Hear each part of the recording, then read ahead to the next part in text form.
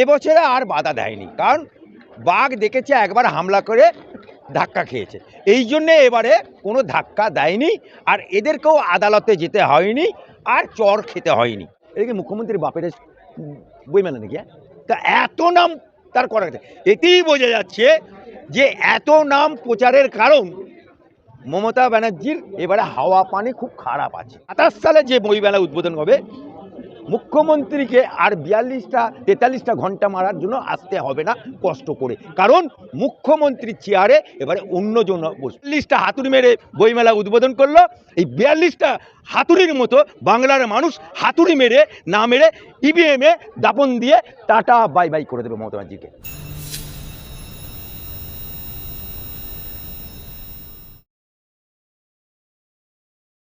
Kolkata international book fair ২০২৬-এ সাধারণ মানুষের কেমন ঢল রয়েছে, এবং বিশ্ব হিন্দু পরিষদের তরফ থেকে বিশ্ব হিন্দু বার্তায় আপনি রয়েছেন, সাধারণ মানুষের উদ্দেশ্যে কি বলবেন?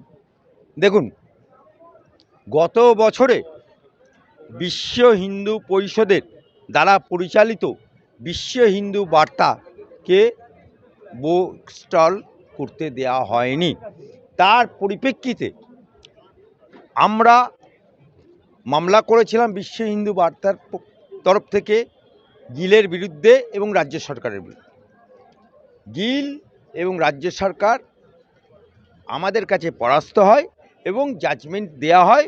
সেই জাজমেন্টের পরিপ্রেক্ষিতে এখানে বহু সংগ্রাম করে এই মমতা সরকারের এই বইমেলাতে আমরা বিশ্ব হিন্দু পরিষদের তরফ থেকে বই স্টল পাই। এবছরে আর বাধা দেয়নি, কারণ বাঘ দেখেছে একবার হামলা করে ধাক্কা খেয়েছে, এই জন্যে এবারে কোনো ধাক্কা দেয়নি, আর এদেরকেও আদালতে যেতে হয়নি, আর চর খেতে হয়নি। কিন্তু এবারে মমতা ব্যানার্জি যে ৪২তম বুক ফেয়ারে ৪২টা ঘন্টার পরে হাতুড়ি মারল দিয়ে বই ফেয়ার হলো, অন্যবারের বই ফেয়ার আর এবারে বই ফেয়ারের মধ্যে পার্থক্য আছে। পার্থক্য কি? এবারে অন্যবারে বইমেলাতে বইমেলার প্রচার হয়, কেউ হারিয়ে গেলে প্রচার হয়, বিভিন্ন কোন কোন বুক স্টল আছে তাদের সম্বন্ধে প্রচার হয়, রাজ্য সরকারের ফায়ার ব্রিগেড থেকে আরম্ভ করে অ্যাম্বুলেন্স থেকে ইত্যাদি। কিন্তু আপনি দেখুন, বারবার মিনিটে মিনিটে সেকেন্ডে সেকেন্ডে বারবার অ্যানাউন্স করা হচ্ছে মুখ্যমন্ত্রী মমতা ব্যানার্জি, মুখ্যমন্ত্রী মমতা ব্যানার্জি। এদিকে মুখ্যমন্ত্রীর বাপের বইমেলা নাকি, তা এত নাম তার করা গেছে, এতেই বোঝা যাচ্ছে যে এত নাম প্রচারের কারণ মমতা ব্যানার্জির এবারে হাওয়া পানি খুব খারাপ আছে। তাই ৪২তমতে ৪২টা হাতুড়ি মেরেছে বাংলার মানুষ।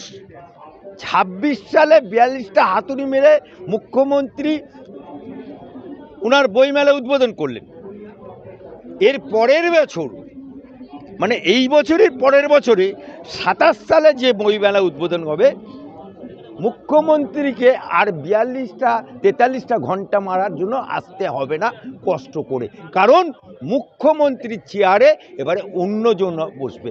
৪২টা হাতুড়ি যেমন মেরে উনি বইমেলা উদ্বোধন করেছে, ঠিক সেই রকমভাবে বাংলার মুসলমানরা, বাংলার হিন্দুরা, বাংলার সনাতনীরা, উনি তো বারবার হিন্দু ভোট টানার জন্য মন্দির মন্দির মন্দির মন্দির করছে, সরকারি টাকায় মন্দির উদ্বোধন করছে, সরকারি টাকায় উনি দীঘায় মন্দির করছে, সরকারি টাকায় দুর্গাঙ্গন করছে নিউ টাউনে, মসজিদকে জায়গা কেড়ে নিয়ে সেখানে দুর্গাঙ্গন মন্দির।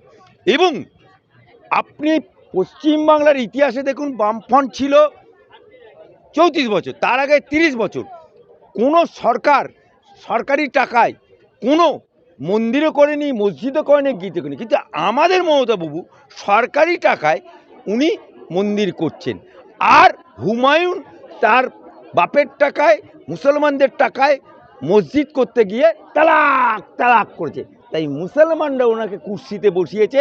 21 সালের আঁকড়া দেখুন, 5 to 7% হিন্দু ভোট পেয়েছে, বাকি সব মুসলমান ভোট হয়েছে। এবারে মুসলমানরাও জেগেছে, মুসলমানদের মসিয়া হয়ে গেছে হুমায়ুন কবির, যাকে তালাক দিয়েছে।